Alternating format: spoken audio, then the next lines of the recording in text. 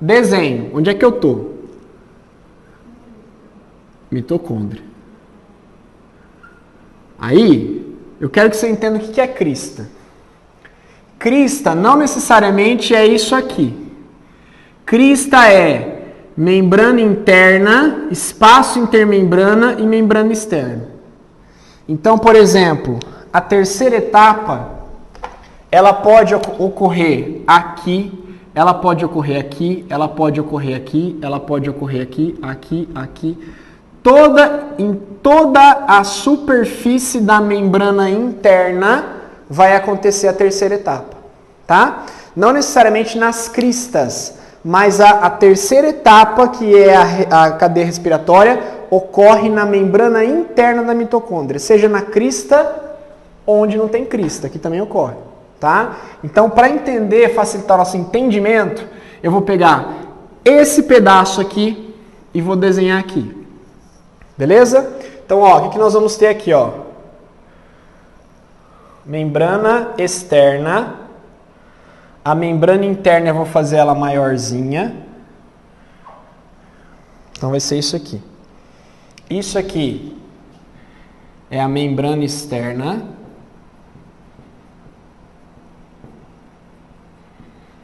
Isso aqui é uma informação importante. Chama-se espaço intermembrana. Essa aqui é a membrana interna.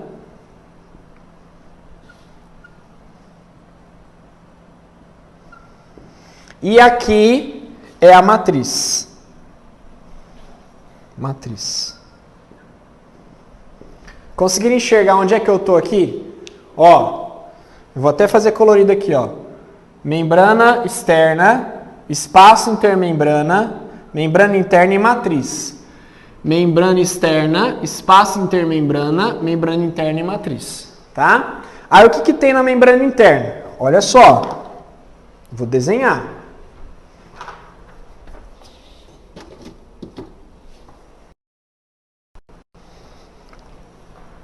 Aqui eu tenho moléculas, proteínas, chamadas citocromos, tá? Essas moléculas eu vou chamar de citocromos. Ok? Eu posso chamar também, gente, isso aqui de citocromos igual elementares. Porque elas são elementares, elas são fundamentais para a ocorrência da respiração celular, tá? Desse lado aqui, eu vou desenhar uma turbina.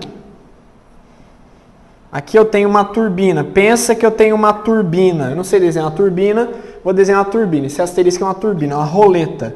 Isso aqui chama-se ATP sintase. É a molécula que vai produzir ATP, que vai gerar ATP. Tudo bem até aí? Meu desenho? Tá tranquilo? Então tá. Vamos lá. O que vai acontecer? Quem vai girar ou quem vai iniciar o processo de cadeia respiratória? O oxigênio.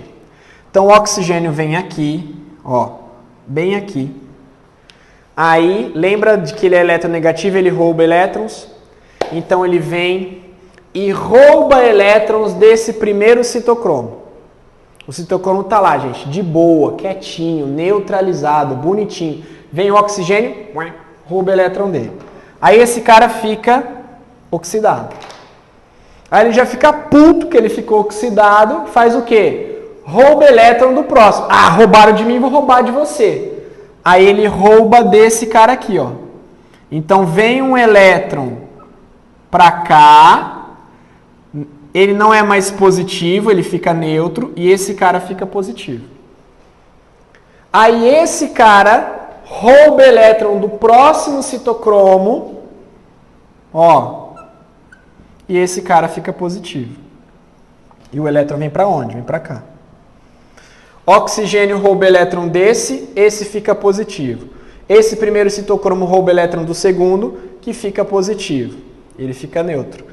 Esse segundo citocromo rouba o elétron do terceiro, que fica positivo. E aí, ele não queria doar o elétron para esse. Esse não queria doar o elétron para esse, e esse não queria doar o elétron para o oxigênio. Tá? Foi contrariado. Só que aí, quem chega na parada? Quem que chega na parada? O NAD. O NAD fala assim, ó, eu tenho um carregamento de hidrogênio e elétron aqui que eu preciso doar para alguém. Ele fala assim, dá para mim, pelo amor de Deus, que eu estou precisando. Então, o NAD dá os elétrons para o citocromo. E o NAD, a hora que ele faz isso, ele vira o quê? NAD+. Aí ele faz o quê? Eu vou voltar para o ciclo de Krebs para pegar mais elétrons e hidrogênios. Peguei elétrons e hidrogênios? Eu volto para despejar elétrons e hidrogênios aqui. Despejei? Volto para pegar. Entendeu? Aí o que acontece? Se eu não tenho mais oxigênio, não tenho mais esse elétron perdido, nem esse, hora que o NAD chega aqui, esse cara tá neutro. Ah, eu vim doar elétron. Não precisa, eu já tenho o meu. Ah, mas não tá faltando? Não, tá tudo certo. Aí o NAD fica com os elétrons na mão. Aí fala assim, para de produzir elétron aí, porque já tem NAD acumulado. Aí o ciclo de Krebs para, porque não adianta o ciclo de Krebs ficar produzindo um monte de NAD se ele não está sendo consumido ali. Isso é uma questão que caiu na UERJ. Como que foi essa questão? Falava que o cianeto bloqueava uma enzima aqui do meio chamada citocromo C oxidase. C-oxidase. Traduzindo, era a enzima que oxidava o citocromo. Ou seja, essa enzima tirava elétron do citocromo e deixava ele oxidado. Como o cianeto bloqueava essa enzima, o oxigênio chegava, só que o oxigênio não conseguia roubar elétrons do citocromo, porque o cianeto bloqueava essa enzima. Consequentemente, começava a formar um tráfego de NAD parado aqui, porque não tinha para quem doar elétrons. Consequentemente, houve um aumento da quantidade de NAD e houve uma diminuição da produção do ciclo de Krebs. A pergunta dele era o seguinte, bloqueando o cianeto, o citocromo C oxidase, o que vai acontecer com a quantidade de NAD-FAD na cadeia transportadora de elétrons e o que vai acontecer com o ciclo de Krebs? Você ia falar que a quantidade de NAD-FAD iria acumular, iria aumentar porque eles não seriam consumidos e, consequentemente, o ciclo de Krebs iria parar. Beleza? O que acontece aqui, gente? Toda vez que eu jogo os elétrons para o citocromo, lembra que tinha um hidrogênio aqui? Lembra que tinha um hidrogênio? Esse hidrogênio também é jogado, só que ele é jogado aqui, no espaço intermembrano. Então, ao invés de eu jogar somente o elétron para o citocromo, eu jogo o elétron para o citocromo e o H+ para o espaço intermembrana, e o H+ para o espaço intermembrana, e o H+ para o espaço intermembrana. O que vai acontecer com o espaço intermembrana? Ele começa a ficar concentrado de prótons de hidrogênio. Ele começa a ficar hipertônico em relação à quantidade de hidrogênio, tá? Começa a haver um ambiente mais concentrado em hidrogênios. É como se eu tivesse pego, lembra da historinha da criança com a bolinha? Eu peguei todas as babás que estavam cuidando daquelas crianças e coloquei elas dentro de uma sala fechada. 12 crianças ali na sala fechada, aquela muvuca, aquele tumulto, aquelas crianças subindo no teto, dando voadora no lustre aqui, hidrogênio para todo lado. Elas não conseguiam sair para lugar nenhum, não tinha janela para o lado de fora, não tinha janela para o lado de dentro. A única porta que tinha, eu botei uma catraca. Hora que eu abri a porta, essas crianças, que são os hidrogênios, começaram a passar do meio mais para o meio menos concentrado. E ao girar esta catraca, chamada ATP sintase, ela fazia o seguinte, ó. A ATP sintase é uma molécula. De um lado da ATP sintase tinha um ADP, do outro lado tinha um P. Se eu tentasse juntar os dois, é como se tivesse uma força de repulsão aqui, ó, não entrava. Mas quando o hidrogênio passava, como se fosse uma energia cinética, ela mexia a proteína que juntava a molécula de ADP mais P. Então aqui, ó, quando o hidrogênio atravessa a ATP sintase voltando para a matriz, porque aqui no espaço intermembrana está mais, na matriz está menos, ele tende a voltar por difusão. Difusão gasta energia? Não. Então ele não gasta energia para voltar, só que ao voltar ele gira uma turbina. E essa turbina ao girar produz ATP. Gente, olha que fantástico. Isso é o princípio da geração de energia elétrica. Como é que você gera energia elétrica numa hidrelétrica? Você tem um desnível, de um lado você tem o lago, que está mais alto do que o outro lado. Você abre a comporta, a água desce, uma energia potencial gigantesca, aí vem energia cinética, no meio do canal tem uma turbina que ela gira as pás e o gerador gera energia elétrica. Como é que é o princípio da formação da energia eólica? Você tem pás gigantes, que o vento gira, a força do vento gira, as pás giram, o gerador lá dentro gera uma energia elétrica. Como é que é o princípio, sei lá, da energia radioativa lá, energia nuclear? Você tem fissão nuclear, os átomos nucleares começam lá a romper, isso libera muita energia e calor, que aquece uma caldeira, água. Essa caldeira é um vapor em alta pressão que gira a turbina que produz energia elétrica. Qual que é o princípio da produção de energia da mitocôndria? Você tem hidrogênios que são aprisionados em um reservatório, que é o espaço intermembrana. Esse reservatório fica cheio, uma energia muito grande aqui, uma energia cinética, uma energia das moléculas muito grandes, que passam do mais para o menos concentrado, espontaneamente girando uma turbina. Olha que fantástico. Eu posso falar que a mitocôndria, gente, é uma usina de energia movida a hidrogênio. O hidrogênio move as pás da turbina, o hidrogênio gera energia. Por isso que eu não podia perder hidrogênio. O hidrogênio ia acidificar o meio e se eu perdesse hidrogênio, o que ia acontecer? Eu ia perder energia. Tá? Um dos princípios de alguns medicamentos para emagrecer, eles fazem com que aumente a porosidade da membrana para o hidrogênio. Então quer dizer que eu começo a ter perda de H+ para cal. É como se o H+ começasse a vazar. E aí ele passa menos para a turbina.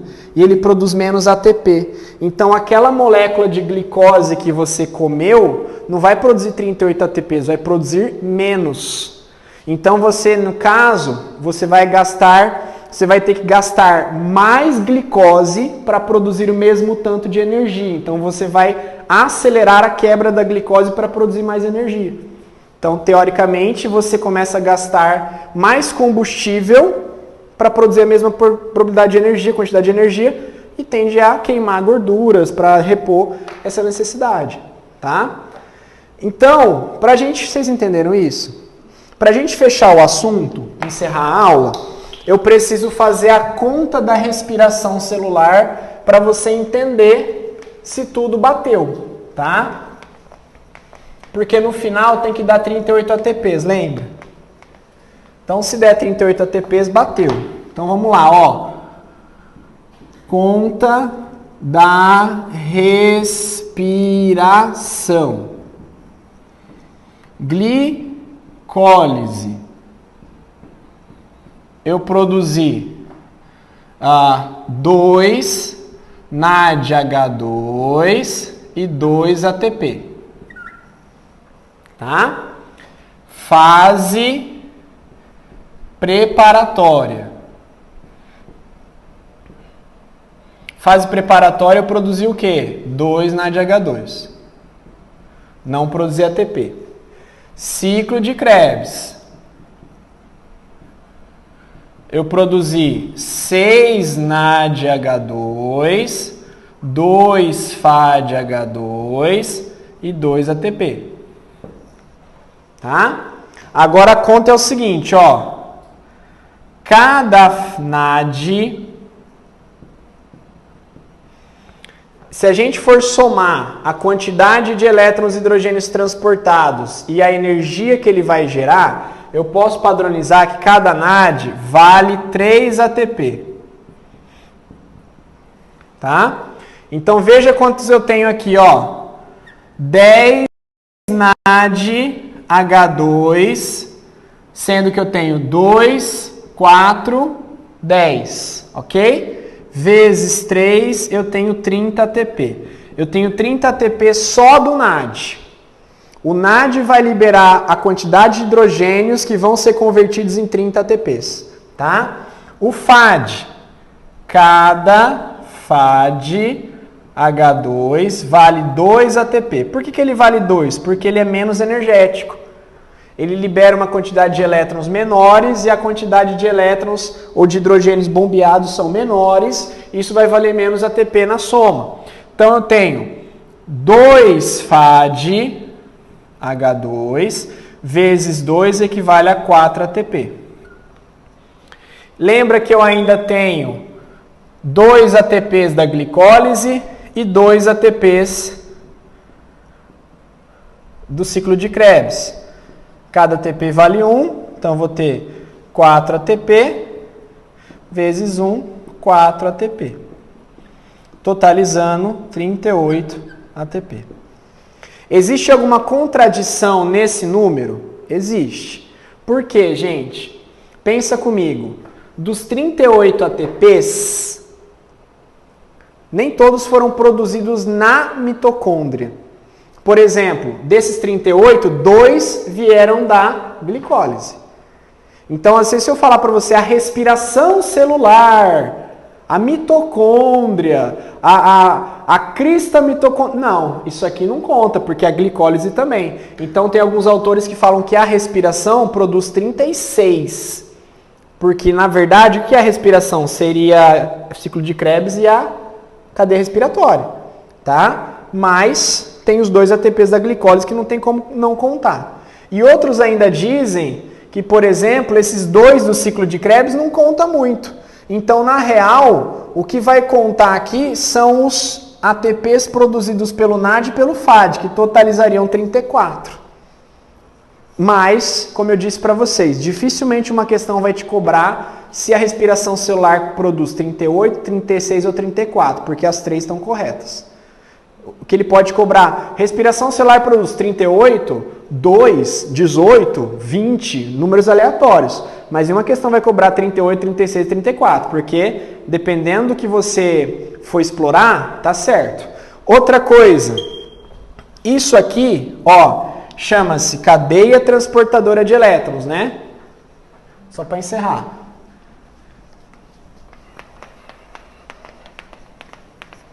Quando eu falo cadeia respiratória, ó, você tem aqui a crista, né, a membrana, os citocromos e a ATP sintase. Então isso aqui são citocromos. Isso aqui chama-se cadeia transportadora de elétrons. Porque vocês viram que o oxigênio rouba elétrons da reação de oxirredução. Isso aqui chama-se bomba